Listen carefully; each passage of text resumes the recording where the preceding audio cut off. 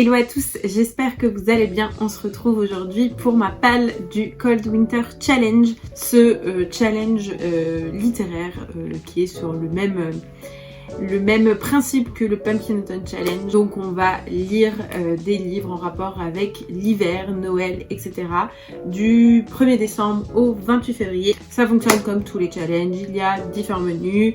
Dans chaque menu, il y a différentes catégories et il y a des mots-clés associés à chaque catégorie, ce qui nous permet du coup de faire rentrer des livres dans celle-ci.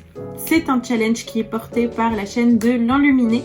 Je vous mettrai dans la description la vidéo de présentation du challenge, sa palle pour le challenge, etc. Comme ça, vous aurez un petit peu plus de détails. Mais on va commencer sans plus attendre avec ma palle.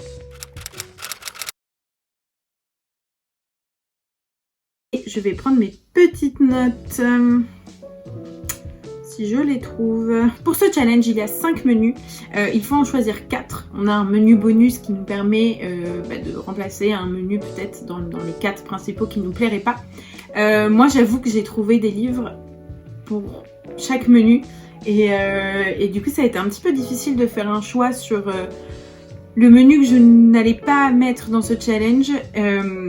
Et au final, je suis un peu deg parce que il n'y aura pas de SF dans ce challenge. Et du coup, je suis un peu deg. Mais bon, après, je verrai peut-être que je pourrais mettre un petit peu plus de SF dans les sous-catégories. Mais vraiment, le menu qui était quasi dédié à la SF, j'ai décidé de ne pas le prendre. Donc du coup, c'était le menu bonus.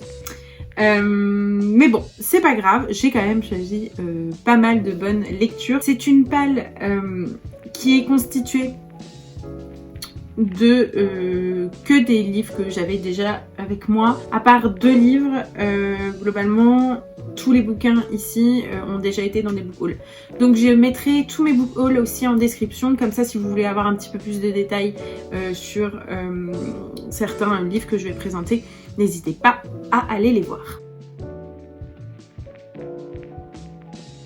On commence sans plus attendre avec le premier menu, la magie de Noël. Première catégorie, All I Want for Christmas. Les mots-clés sont amour, amitié et romance de Noël. Alors bon, la romance de Noël, voilà, c'est pas du tout mon truc. Je supporte pas les films de Noël.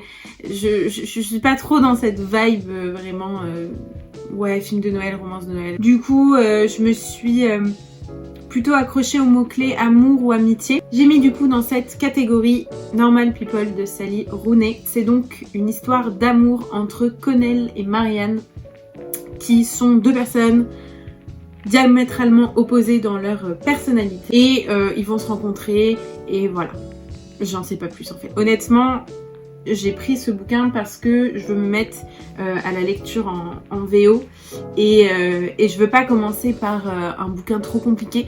Non, typiquement, les gens qui lisent La Voix des Rois, pas La Voix des Rois, enfin, c'est le premier tome, mais Les Archives de Rochard en VO de Brandon Sanderson, mais vous avez toute mon admiration en fait. Déjà, moi en français, je suis même pas sûre de tout comprendre, mais alors en anglais, mais je veux me mettre à la lecture en VO, donc je préfère privilégier des histoires un petit peu plus simples, entre guillemets. Ensuite, deuxième catégorie, lettres au Père Noël, avec les mots-clés épistolaires, enfance et jeunesse. Et là, je vais vous parler du coup de un des 2 romans que j'ai acheté pour l'occasion, qui a disparu visiblement. Ah, il est là. Donc j'ai pris Les Liaisons dangereuses de Laclos. C'est un classique, ça manquait un petit peu à ma palle et j'avoue que j'étais assez intriguée par le mot-clé épistolaire et je me suis dit tiens, c'est vrai que c'est pas globalement même des lectures que je vois trop sur Booktube, en tout cas dans ceux que je suis. Moi-même, je ne lis pas de romans épistolaires, donc je me suis dit pourquoi pas lire un classique, en plus un petit peu original dans sa forme. Et j'en avais entendu parler sur la chaîne de Mimsly. Les Liaisons dangereuses, c'est une de ses lectures préférées. Globalement, on va suivre un échange de lettres entre un homme et une femme, mais je crois qu'en fait, ils sont un petit peu vicieux et genre malsains. Ils vont organiser un peu des coups bas ou je sais pas quoi. J'en sais pas vraiment plus, mais en tout cas, j'ai hâte de découvrir ce format épistolaire. Dernière catégorie, la danse de la fée dragée, avec les mots-clés fée, univers onirique, fantasy et fantastique. Pour cette catégorie, j'ai pris 2 bouquins. Dagon de Lovecraft, c'est un recueil de nouvelles du coup de Lovecraft que je mets un peu dans tous mes challenges. J'aime bien mettre voilà, des nouvelles dans mes challenges parce que ça me permet quand même de... En gros, je considère que si je lis quelques nouvelles, la catégorie est validée. Avec le Pumpkin Autumn Challenge, je suis à peu près à la moitié. Donc, je compte bien de continuer pendant le Cold Winter Challenge. J'ai des nouvelles, du coup, de Lovecraft que j'aime beaucoup. Il y en a... en général, elles sont assez courtes. Mais, justement, en fait, Lovecraft a différents cycles dans son œuvre. Et il y a des nouvelles en rapport avec son cycle plutôt onirique. Et des nouvelles plus, je crois que ça s'appelle les histoires macabres. Donc c'est un petit peu divers, j'aime bien. Même si j'ai un faible plutôt pour le cycle des histoires macabres. Enfin les nouvelles en gros liées à ce cycle-là. Mais voilà, je continue un petit peu. Je fais mon petit bonhomme de chemin avec Dagon. Deuxième roman de cette catégorie. Et là, c'est un petit peu le roman de la honte. En fait, je devais le commencer pendant mon Pumpkin Autumn Challenge. Et voilà. Je parle ici de Justicière, tome 1 de Brandon Sanderson. C'est un énorme bébé et je me disais mais si je prends ça, je vais le lire pendant tout le Pumpkin Autumn Challenge. J'arriverai jamais à lire autre chose. Donc c'est vrai que j'ai privilégié des lectures un petit peu plus rapides. Mais là vraiment, faut vraiment que je le commence pour le Cold Winter Challenge. Je crois que j'ai fini le Livre des Radieux tome 2, donc le roman juste avant, en mai 2021. Donc je suis même pas sûre de me souvenir de où est rendue l'histoire. Donc, il faut vraiment que je me lance là-dedans pour mon challenge. On a donc terminé avec ce premier menu et on va enchaîner avec le deuxième. Cocooning hivernal, on a comme première catégorie marron glacé avec les mots-clés feel good et gourmandise. Pour cette catégorie, l'enluminée avait eu une bonne idée, je trouve. Elle avait suggéré en fait de prendre le mot-clé gourmandise et de se plonger dans un livre de recettes. Et pourquoi pas du coup réaliser une recette peut-être en rapport avec Noël, etc., avec l'hiver. Donc en fait c'est quelque chose que je compte faire. Que je compte potentiellement peut-être filmer pendant que, je sais pas, je fais un update sur le challenge, donc peut-être vers janvier, je ne sais pas. Mais j'ai quand même mis 2 romans dans cette catégorie, ce qui est très bizarre parce que d'habitude les catégories feel good, je ne sais jamais quoi mettre là-dedans. Donc du coup j'ai mis Terry Pratchett au guet. C'est un roman que j'avais déjà commencé, j'ai lu un peu plus de 70 pages. Je l'avais commencé dans le cadre de mon Pumpkin Autumn Challenge. J'ai pris du coup le Terry Pratchett en prenant en compte le mot-clé feel good qui pour moi m'évoque plutôt tout ce qui est humour, etc. Et Terry Pratchett est un leader, on va dire, dans cette catégorie. Donc je savais pas trop par quoi commencer, donc sur les conseils de l'Olifant, j'ai pris Au guet. Je crois qu'elle l'a lu dans un de ses derniers update lecture, elle en parle si vous voulez aller voir. Pour l'instant j'aime bien. On va suivre un jeune homme qui s'appelle Carotte et qui rejoint la garde de la ville d'Ankh-Morpork, désolé. Et il est plein d'entrain, d'envie de justice, etc. Et en fait il se rend compte que la garde de cette ville est totalement méprisée et sous l'eau et n'a aucun contrôle en fait de ce qui se passe dans la ville. Donc voilà, on va suivre un petit peu ses aventures. Ça va parler aussi de sociétés secrètes, de dragons, etc. Je passe un bon moment. Je sais pas du tout à quoi m'attendre, donc on va voir ce que ça donne. Deuxième roman de cette catégorie, j'ai voulu mettre La papeterie de Tsubaki, qui est... alors c'est pas un roman feel good à proprement parler, mais ça va prendre son temps. C'est pas un roman où il va se passer 20 000 choses, mais je pense que c'est un roman où on peut se poser et apprécier l'histoire. On va suivre Atoko qui récupère du coup la papeterie de sa grand-mère et qui reprend aussi ses fonctions d'écrivain public. On va avoir pas mal de passages dans cette papeterie et découvrir plusieurs histoires, etc. Donc ça va être, je pense, assez lent, assez chill et je trouve que ça rentre aussi bien dans cette... catégorie feel good. Deuxième catégorie, on a Bonhomme en pain d'épices avec les mots-clés tolérance, différence et LGBTQIA+. Je n'ai pas de roman qui rentre à proprement parler dans cette catégorie. Même en jouant avec les mots, J'étais pas très inspirée. Écoutez, cette palle sera amenée à évoluer et quand je trouverai un roman qui rentre là-dedans, je l'ajouterai. Dernière catégorie de ce deuxième menu, vitrine de Noël, où il faut lire tout simplement un graphique. J'ai une idée bien précise. Je vais mettre le deuxième tome de Dragonhead, donc qui est mon premier manga. C'est une série en 5 tomes et j'avais lu le premier tome en septembre, je crois. J'avais adoré. J'en avais d'ailleurs fait un vlog si ça vous intéresse. Je mettrai dans la description ou dans le petit. J'avais adoré ce premier tome. C'était grave cool et du coup j'ai trop hâte de lire le deuxième. Je ne l'ai pas encore, mais c'est l'objectif de l'acheter pour cette catégorie.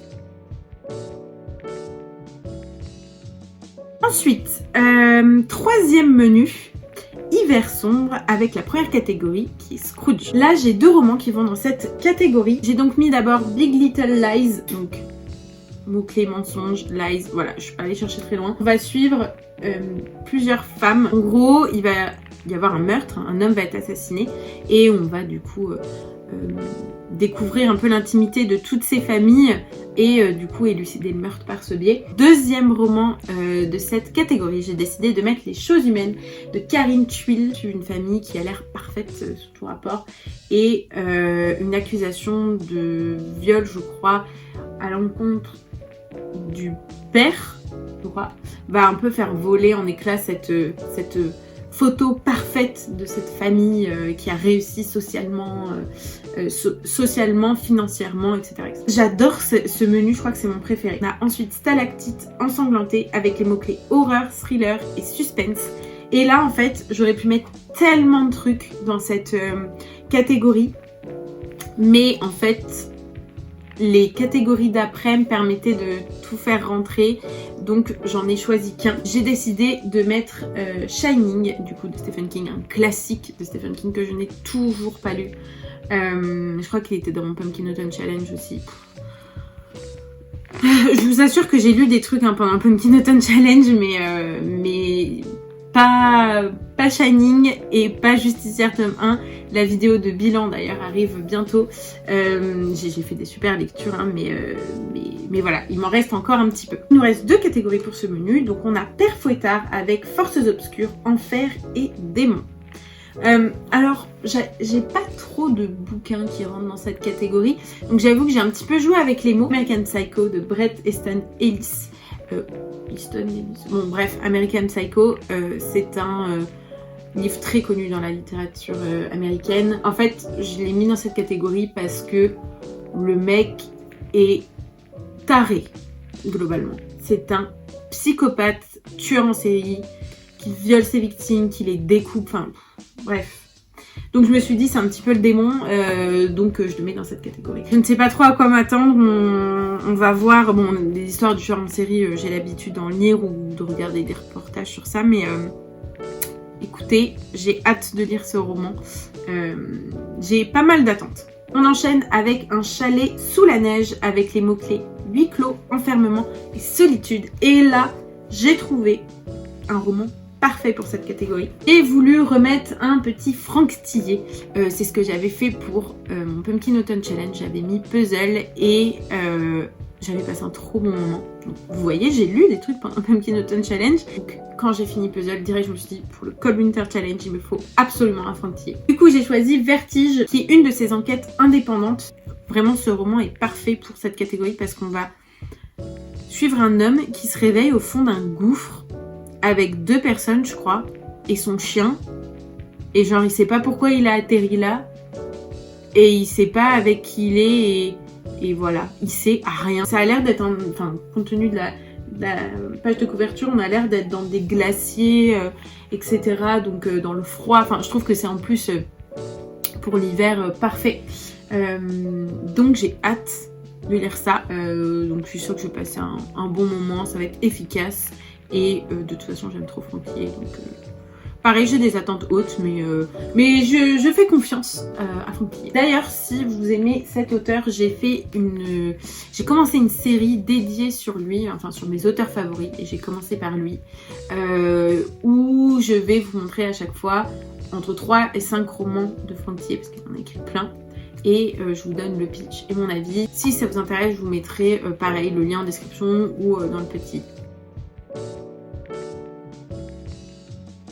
Menu 4, marcher dans la neige. On a première catégorie, pôle Nord, avec les mots-clés hiver, froid, pays froid et neige. Et là, du coup, j'ai mis un roman que j'avais lu dans une cube, comme La papeterie de Tsubaki. C'est un roman que j'avais lu dans une cube. J'ai décidé de mettre du coup La fileuse d'argent de Naomi Novik. Petit point déjà sur la couverture qui est juste Cold Winter Challenge friendly. Donc déjà, je me suis dit ça, automatiquement, je le mets dans le Cold Winter Challenge. Dès que je l'ai reçu, c'est ce que je me suis dit. Donc là, on va suivre 3 jeunes filles. On va suivre un peu du coup ces 3 femmes, ces 3 destins. Le tout avec un hiver très rude, un blizzard qui menace quand même de faire beaucoup de dégâts, etc. Il y a une petite vibe Winter is Coming. Donc pour moi, c'est vraiment parfait pour ce challenge. Vu qu'on a eu pôle Nord, vous imaginez bien qu'on a pôle Sud, avec les mots-clés voyage, cheminement personnel et évolution. Et pour cette catégorie, ça sera tout livre audio. J'ai commencé à lire des livres audio.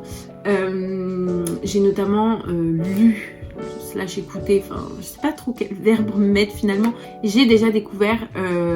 En fait, c'était pas une lecture de mon Pumpkin Autumn Challenge. C'est peut-être pour ça aussi qu'il y a des bouquins que j'ai pas eu le temps de lire.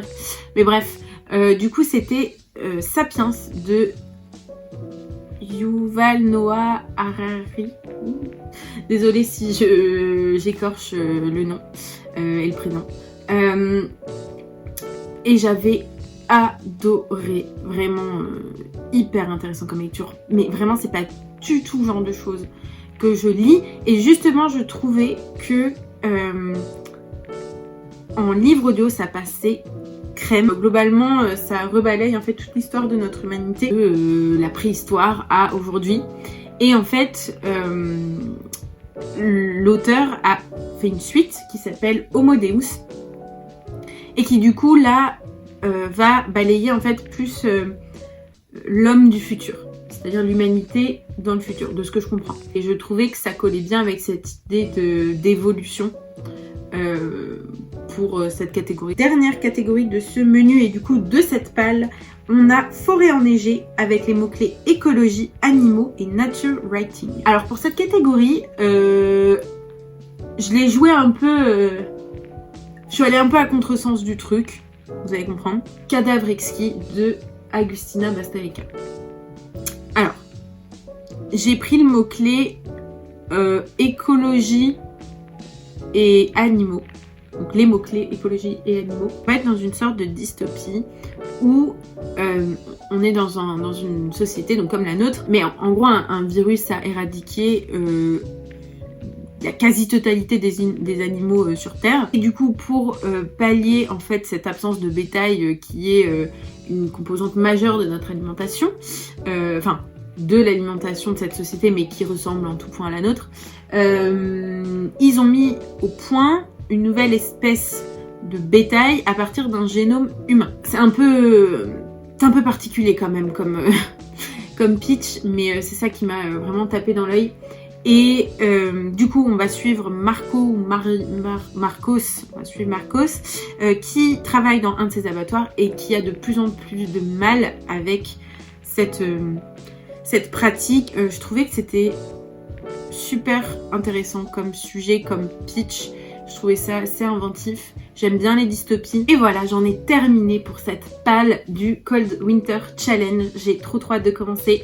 Là, il faut absolument, mon Dieu, que je finisse ma lecture en cours, qui est un des romans que j'avais mis dans mon Pumpkin Autumn Challenge, pour que je fasse la vidéo de bilan. Voilà, c'était tout. Je vous dis du coup à bientôt pour le bilan du Pumpkin Autumn Challenge, pour vous présenter les lectures que j'ai faites. Et en attendant, n'hésitez pas à me dire du coup si vous participez au Cold Winter Challenge, quelle est votre palle, est-ce qu'on a des bouquins en commun ou pas.